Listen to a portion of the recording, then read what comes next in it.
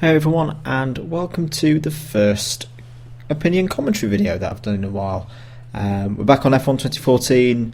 I was very rusty when I got this gameplay, hence the random setup, but we're around Abu Dhabi and hence the F1 season finishing.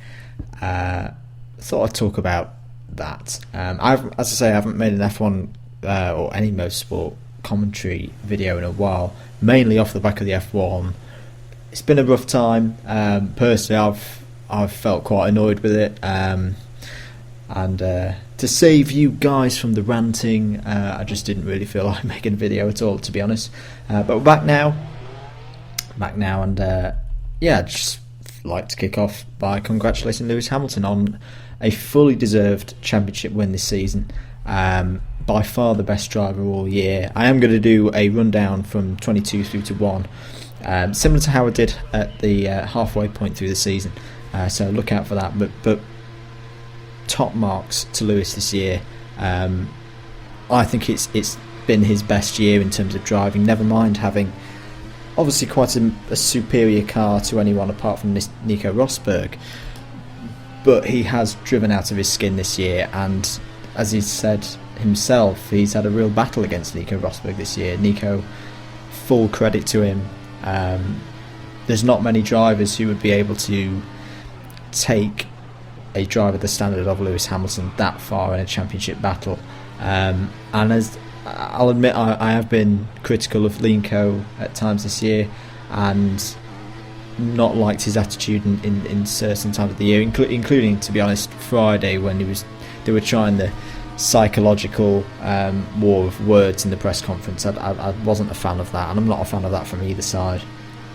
But full marks to Nico for wanting to at least finish the race. As I say, lesser drivers would have just pulled in, but that was a brilliant bit of sportsmanship from Nico, not only to himself, to Lewis, but to the whole team. And yeah, that was good to see, and it was good to see Nico congratulating Lewis straight after the race as well. That's the kind of image we want to see from Formula One, not some of the images that we've seen in this season, some involving the title battles, some involving obviously the teams, Marussia and Caterham temporarily or permanently disappearing off the grid, and of course we don't want to see incidents like Jules Bianchi. Forza Jules, of course, by the way, keep fighting, and we want to see back on the grid soon. The race itself, it was probably not the best race of the year that we've had, but as someone who was wanted to see Hamilton win the championship, I didn't really mind that. But I'd like to give my driver of the day to Felipe Massa. I think he was absolutely brilliant this weekend, and he has been, I'd pretty much say, since Hockenheim. So he had that run of races where he had some really bad luck, but he's turned it around the second half of the season, and I think he fully warrants his place back on competing for podiums. So yep, Felipe Massa was my driver of the day. We're not just going to talk about Formula 1 in this video. There's been plenty else going on in the world of motorsport, and I wanted to give a mention to Formula E. So we had the second Formula E race this weekend. I wasn't able to watch it live this time, but I was able to catch the highlights on ITV4. Great coverage from ITV4 as well, really giving the championship the coverage it deserves. Great to see Sam Bird taking a really positive win, and already 2 rounds in, Sam Bird looking very accomplished in Formula E, and is probably an early favourite for the title. Could we have yet another British champion in a major motorsport series? Who knows? We'll just have to wait and see.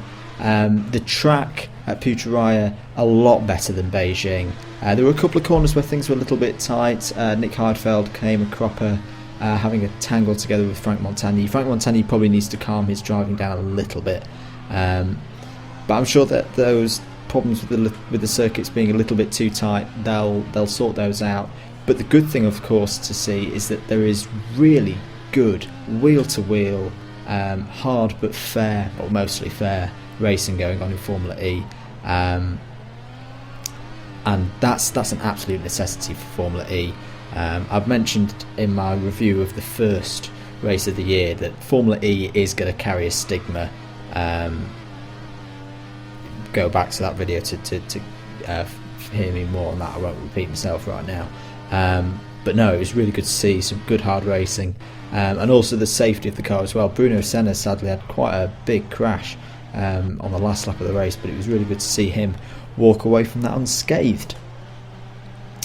Last lap, I wanted to talk about the World Endurance Championship, and another congratulations to another British driver and a Swiss driver as well, Anthony Davidson and Sebastian Buemi. Not this weekend just gone, the weekend before, they wrapped up, even though they had quite a difficult race in Bahrain, they wrapped up a fully deserved World Endurance Championship. Anthony Davidson especially, for me, he's stepped up his driving in the last 18 months, and he's kind of embodied what Alan McNish used to do for Audi. He is just so quick all the time. Absolutely brilliant driving from Anthony all year, and Buemi's coming on as well. Buemi maybe not quite as quick, but still as reliable, and that's why they won the championship. They were very unlucky not to get a better result at Le Mans, but a top job from those two drivers, and from Nico Lapierre earlier in the year, and absolutely the right champions for 2014. There's one race to go. Sao Paulo is this weekend. Sao Paulo always, as we've seen with the F1, creates good racing, and it has with the WEC as well. So if you can catch that, the last chance to see the Le Mans cars in action this year, 6 hours of Sao Paulo, that's on this weekend. One last thing that I will mention before I go, some quite interesting news that's come out in the world of Le Mans just this week. Porsche are going to be running a third LMP1 car at the 24 Hours in 2015. I'm not sure if it's for the full WE season, but it's definitely for Le Mans. Might just be worth keeping an eye on, especially with driver movements still going on from F1 to the WEC.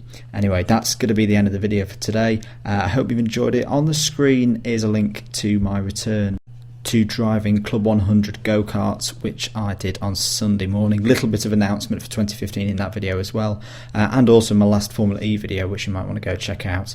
And that's it for today. I've been Andrew the Blade. I'll catch you very soon.